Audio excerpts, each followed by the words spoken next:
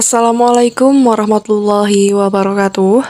Saya Jessi Hafizah Sahrin dengan NIM 2523004. Pada video kali ini, saya akan menjelaskan sebuah rangkaian teknologi pembelajaran untuk satu materi pembelajaran. Baik, untuk materi pembelajarannya, saya memilih analisis korelasi dan regresi yang termasuk dari mata kuliah ya, ini mata kuliah Statistik Manajemen Pendidikan yang ada di perguruan tinggi. Kemudian ada tujuan pembelajaran. Tujuan pembelajaran yang pertama, mahasiswa mampu memahami dan menjelaskan konsep korelasi dan regresi, serta penerapannya dalam menganalisis data statistik manajemen pendidikan. Tujuan pembelajaran yang kedua, mahasiswa mampu mengaplikasikan teknik analisis korelasi dan regresi dengan menggunakan data manajemen pendidikan untuk menyusun rekomendasi berbasis data. Nah, alasan pemilihan tujuan ini seperti yang tertulis di sini. Nah, sebenarnya alasannya analisis korelasi dan regresi itu adalah dasar penting yang perlu dipahami untuk melihat hubungan antara dua atau lebih sebuah variabel. Nah, kalau korelasi itu membantu kita mengetahui seberapa kuat hubungan antar variabel. Misalnya, apakah ada hubungan antara jumlah waktu belajar dengan nilai ujian, seperti itu.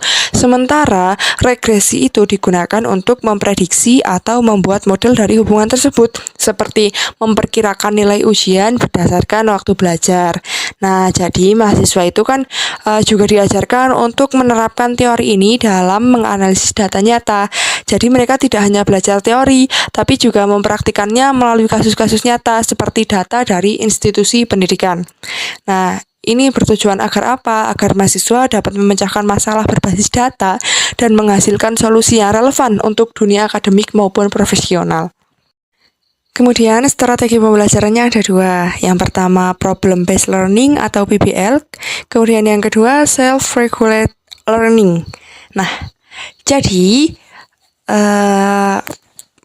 alasan saya memilih dua strategi pembelajaran ini, kalau di dalam PBL sendiri atau problem based learning itu, mahasiswa belajar dengan memecahkan masalah nyata, seperti menganalisis data pendidikan untuk menemukan hubungan antar variabel.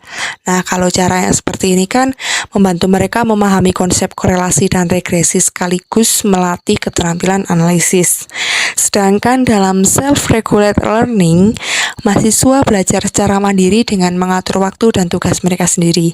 Jadi pendekatan ini mengajarkan mereka untuk bertanggung jawab atas proses belajar, meningkatkan kemandirian, dan juga mempraktikkan teori dalam situasi nyata. Nah, strategi ini tuh dipilih karena keduanya memang saling melengkapi. PBL memberikan pengalaman langsung yang membuat teori lebih mudah dipahami, sementara self-regulate learning membantu mahasiswa mengembangkan kemandirian dan kemampuan analitis yang sangat penting di dunia akademik maupun profesional. Metode pembelajarannya juga menggunakan dua, studi kasus dan juga pembelajaran mandiri terarah.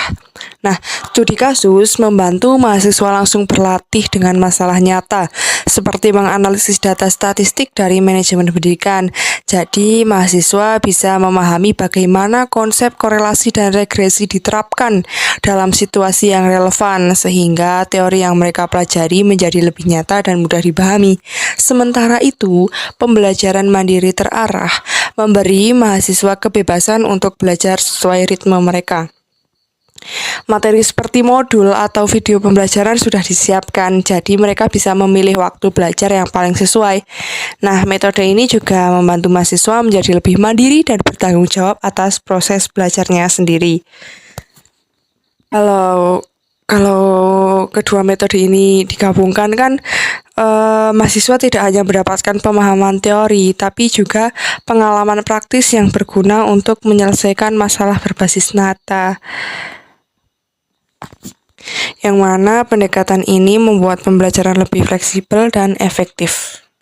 Kemudian yang terakhir yaitu deskripsi langkah-langkah pembelajaran. Nah, yang pertama atau pembukaannya itu Guru membuka kelas dengan menyapa mahasiswa dan menyampaikan tujuan pembelajaran untuk hari itu, yaitu memahami dan menerapkan analisis korelasi dan regresi dalam konteks manajemen pendidikan.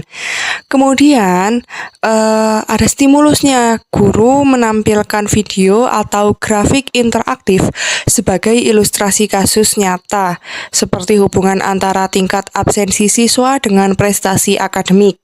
Nah, media ini ditampilkan menggunakan proyektor atau layar interaktif untuk menarik perhatian dan memberikan gambaran awal. Kemudian pemberian masalah. Nah, jadi guru memberikan studi kasus berupa dataset sederhana yang relevan, misalnya data jumlah jam belajar dan hasil ujian mahasiswa. Nah, masalah ini akan menjadi fokus utama pembelajaran.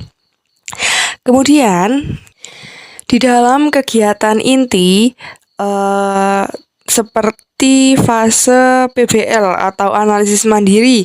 Nah, ini mahasiswa diminta menganalisis dataset tersebut menggunakan software atau aplikasi statistik, misalnya Excel seperti itu yang telah diinstal sebelumnya.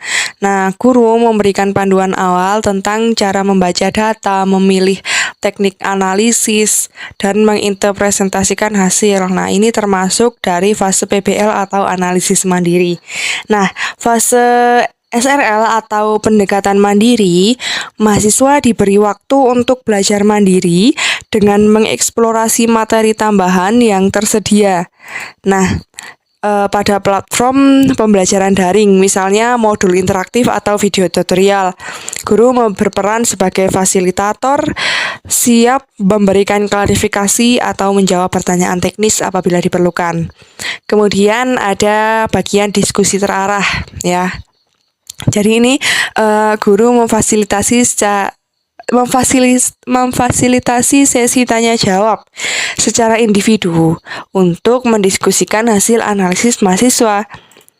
Diskusi ini memastikan setiap mahasiswa mendapat umpan balik langsung sesuai dengan proses belajarnya. Kemudian pada akhir pembelajaran, guru akan mengajak mahasiswa menyimpulkan hasil pembelajaran, seperti bagaimana korelasi dan regresi dapat digunakan untuk menjelaskan hubungan antara variabel dalam manajemen pendidikan. Kemudian melakukan refleksi. Mahasiswa diminta menuliskan refleksi singkat tentang proses pembelajaran hari ini, termasuk tantangan yang mereka hadapi dan solusi yang mereka gunakan. Kemudian ada yang terakhir, ada pemberian tugas. Jadi, guru memberikan tugas tambahan berupa kasus lain untuk dianalisis secara mandiri di luar kelas, agar memperkuat pemahaman dan keterampilan yang telah dipelajari. Cukup sekian dari saya, kurang lebihnya mohon maaf. Wassalamualaikum warahmatullahi wabarakatuh.